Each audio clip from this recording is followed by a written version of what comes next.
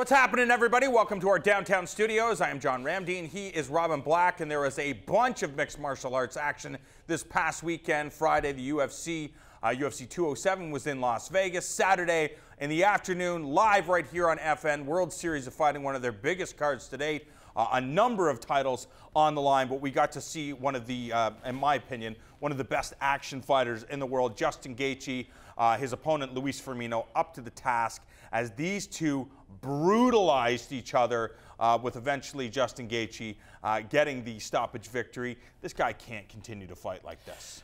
We've been saying that for a few years, and he begs to differ entirely and has never, ever lost. At amateur, at professional. I don't think he loses if you play checkers with him, and if he does, he'll stand and bang with you until you're unconscious. He's a very exciting fighter. Hey, man, you want to tell him he can't fight that way? He's made himself a lot of money.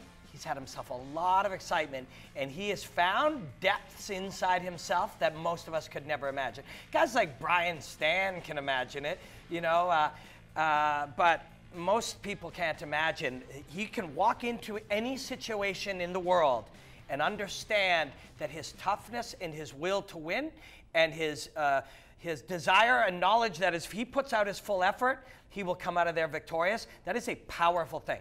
If and when he loses, it's going to be the thing that gets him knocked unconscious, but he's come to terms with that. He has one more fight in World Series of Fighting. They're going to offer him a lot of money to stay. And I think the UFC will offer him a lot of money to go over and see what's happening over there, too. Very exciting fighter, man. Walks right through the fire. Firmino, one of his coach is very familiar with him. I was chatting with him around the weekend, and he's like, you don't understand how good this guy is. And I said, what do you think of Gaethje? He goes, there was no other way to win that fight. You had to be in the fire long enough to win it. Yeah, I mean, and that's, you know, you talk to so many fighters who say, you know, you get to a certain point, and then you realize, well, all the damage of your career finally is starting to add up. You know, whether you're Donald Cerrone or Robbie Lawler, where it's like, okay, and even back in the day, Jean-Yves Theriault said you get knocked out, you get hit, and your life isn't the same, and you've got to change all those things. Meanwhile, Justin Gaethje's been through those wars. If you're his coach, if you're his team, you do not want this guy to fight this way. You know they're not teaching him how to be defensive, to have all those defensive liabilities. Why does he fight that way? It's in him. It's who he is. It's authentically Justin Gaethje. That's why he wins, you know. It's been said for a long time in martial arts, one of Bruce Lee's instructors passed it on to him, that when you start fighting, a punch is just a punch and a kick is just a kick. And then when you further study martial arts, you realize a punch is not just a punch and a kick is not just a kick. And then when you go even further into knowledge, you find that a punch is just a punch and a kick is just a kick. And that's where he's at now. You're just punching and kicking me. You know, he improves every day. He improves his ability to combine different things. We talked to him. There's an interview with him on 5 Rounds last week on our YouTube channel.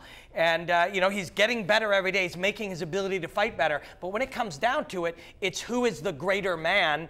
And he believes it's him. And every piece of evidence in every fight he's ever had agrees with him. If you're Justin Gaethje, you talked about the UFC. He still has one more fight on his World Series of Fighting contract. He says that the World Series of Fighting organization, they treat him very, very well.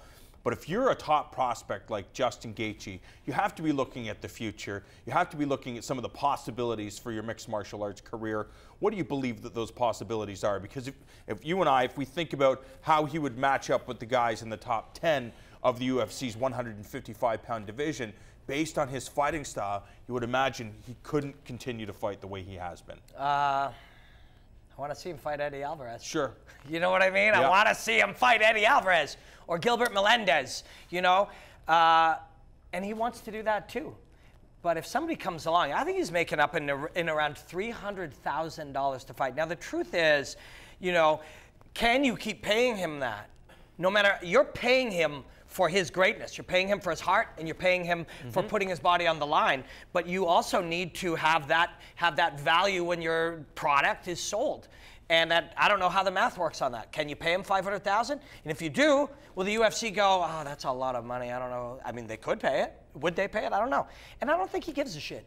You know, I think in the end, that guy's made $1 million over the last couple of years fighting in a smaller promotion and having the time of his life and chasing a dream and becoming better every day and peeling back different layers about who he is as a human being. I think this guy's pretty excited where he is. On the other hand, a couple of times to take that walk on Fox television in front of 1.5 million people to fight Eddie Alvarez or somebody of that nature, Joe Lozon, you know, something like that.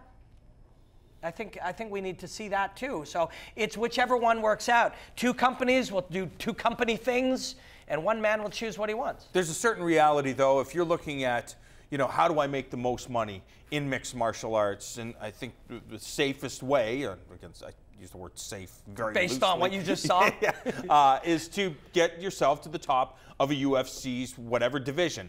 Become a champion. You can become a star. George St. Pierre's made money. Anderson Silva, Michael Bisping, Brock Lesnar, Ronda Rousey, Conor McGregor have made more than probably the entire sport combined. You know what? I think Justin Gaethje has made a lot more money than Edson Barbosa. Yeah, maybe. I think he has. Yeah. And so how far up that chain can you go? Not that this is what's going to drive him. What's going to drive him is competition. But maybe he's made the money now. Maybe he's made the money now. It depends how he lives and depends on his family and stuff. He'd be like, man, we're good.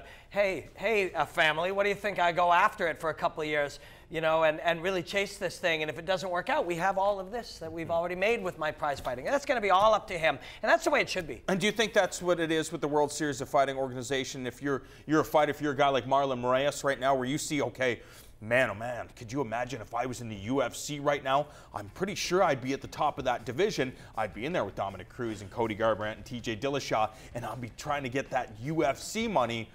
Do these fighters believe that, you know what, we're going to hang out here, this promotion takes care of us, we get great fights, and if it folds, but we're going to stay here for as long as the promotion's around? Just my guess. I have done no mathematician work around this, but I'm thinking that Marlon Moraes has made more money up until Friday night.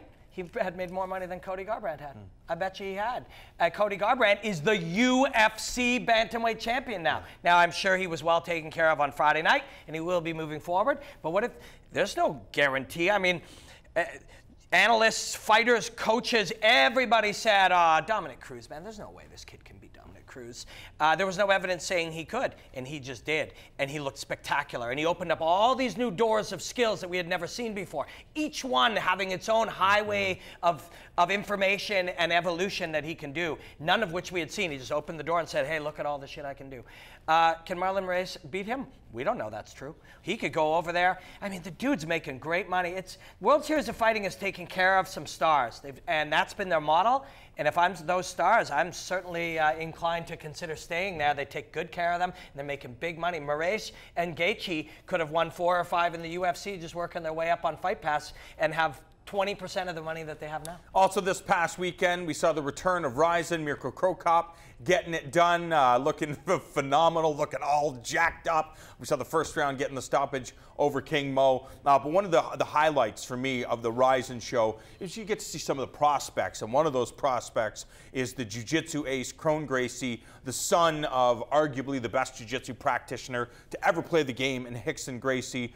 And he was taking on Tatsuya Kawajiri. Kawajiri had close to 50 pro fights on paper. Kron Gracie, he was going into his 4th professional fight, and I knew a lot of people would probably think, okay, he's going to play the jiu-jitsu game, jump some guard a bunch of times.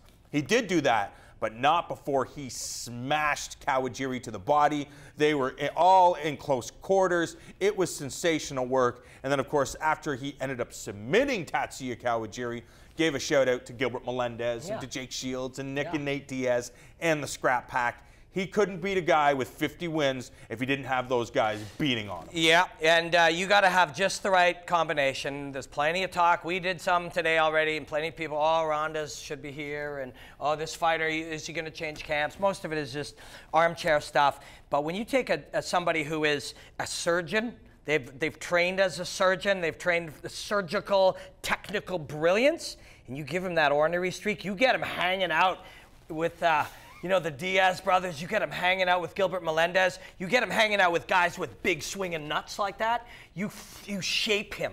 So he has become this bizarre combination of ferocity and technical skill. Can you be taught to be tough? Because it seems like that's a prerequisite for their gym. As you're pushed into the fire, if you can't take a beating, get the hell out. Yeah, there are many schools of thought on this. But those guys, from what you see, is they also take care of each other. And the very best, you can become acclimatized to anything. Even all of us, everyone has ever fought, not everyone, except, you know, Jorge Masvidal or Nick Diaz, this doesn't apply to them. But for the rest of us, normal humans, when you get hit, it freaks you out at first. And you learn that. You learn that that is something through different types of training, a little at a time. And you would think because these guys have so much respect for Kron Gracie, they gave him the right amount of fierceness at the right amount of times until they helped him grow. It's in him. It's in him. There's no doubt about it.